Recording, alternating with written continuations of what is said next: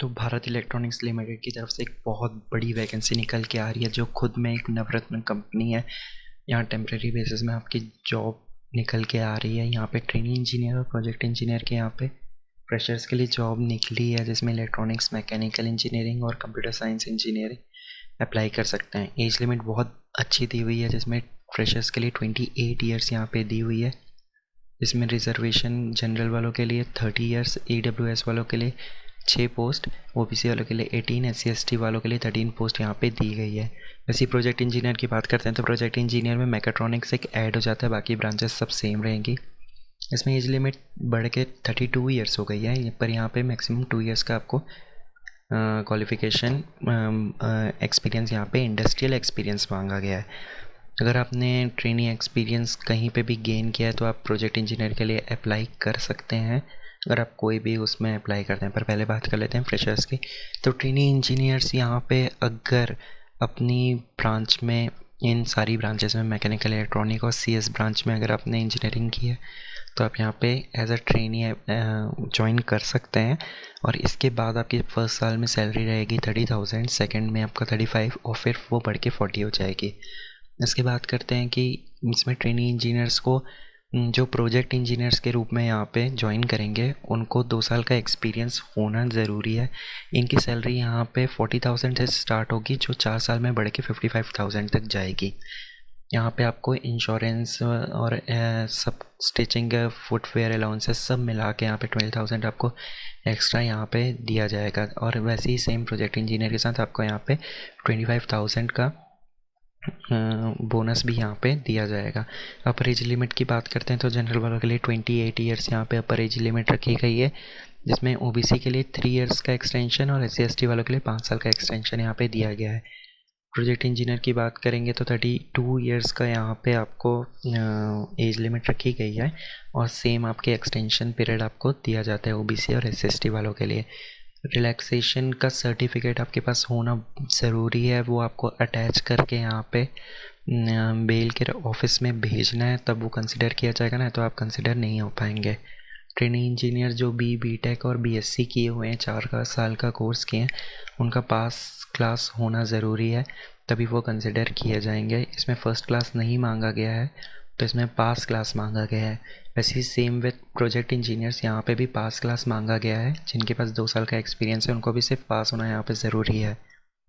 यहाँ पे आपको मैकेट्रॉनिक्स में अगर आपने इंजीनियरिंग की हुई है, कंप्यूटर साइंस, मैकेनिकल और इलेक्ट्रॉनिक्स, और आपके पास 2 साल का एक्सपीरियंस है और आप बेल जैसे एक बड़ी ऑर्गेनाइजेशन में जुड़ना चाहते हैं, तो प्रोजेक्ट इंजीनियर में आप ज़रूर से अपना अप्लाई करें।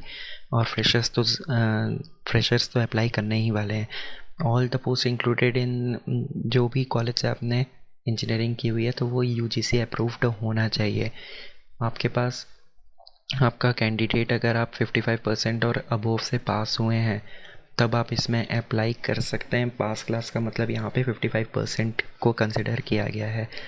जो फाइनल ईयर कॉलेज स्टूडेंट है वो यहाँ पे अप्लाई नहीं कर सकते हैं, क्योंकि यहाँ पे लिखा हुआ है कि प्रोविजनल और फाइनल डिग्री जिनके पास हो, जिनको उनको प्रूफ देना ही पड़ेगा कि कंप्लीशन ऑफ फाइनल डिग्री आपकी हो चुकी है, तभी आप अप्लाई कर सकते हैं। वैसे ही यहाँ पे आगे भी मेंशन है कि ट्रेनिंग इंजीनियर्स के लिए कोई एक्सपीरियंस नहीं मांगा गया है, पर प्रोजेक्ट इंजीनियर के लिए आपके पास 2 साल का एक्सपीरियंस होना चाहिए।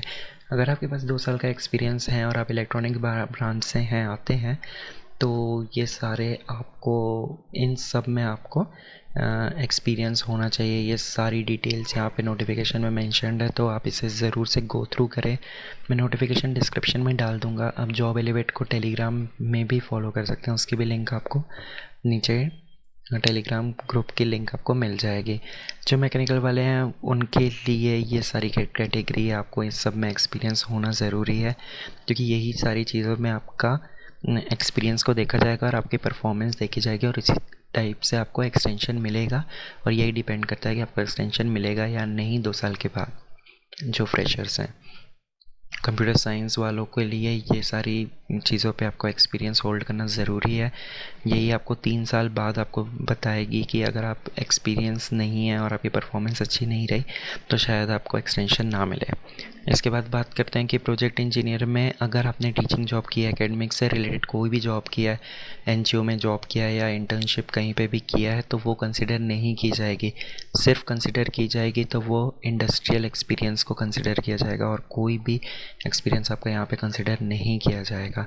ट्रेनिंग इंजीनियर्स का यहाँ पे सिलेक्शन प्रोसेस की बात करते हैं तो सबसे पहले आपका यहाँ पे 100 मार्क्स का रिटन टेस्ट होगा, जिसमें नेगेटिव मार्किंग भी रहेगी। 1/4 मार्क की आपकी नेगेटिव मार्किंग रहेगी। प्रोजेक्ट इंजीनियर की बात कर लेते हैं तो इनका पहले 85 मार्क्स का यहाँ पे टेस्ट होगा, जिसमें आपको अगर आप क्वालिफाई कर लेते हैं और ये मेरिट लिस्ट में आपका सिलेक्शन होगा और ये रेशियो 1:5 में होगा।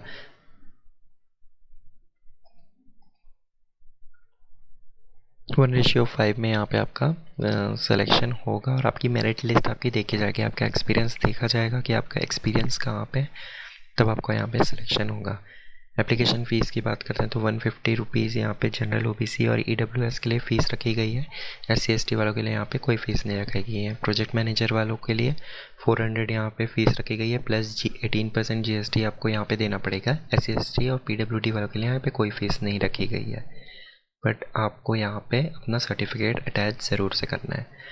आप वो पूछेंगे कि अब यहाँ पे पेमेंट कैसे की जाए, तो यहाँ पे पूरा प्रोसेस यहाँ पे दिया गया है कि आपको ऑनलाइन स्टेट बैंक के इस वेबसाइट में जाना है। यहाँ पे आपको पूरा प्रोसेस दिया गया है कि आपको पीएसयू में जाना है, पब्लिक सेक्टर अंडरटेकिंग, और यहाँ पे आपको जाके ट्रेनिंग इंजीनियर और प्रोजेक्ट इंजीनियर की फ़ीस यहाँ पे सबमिट करनी है।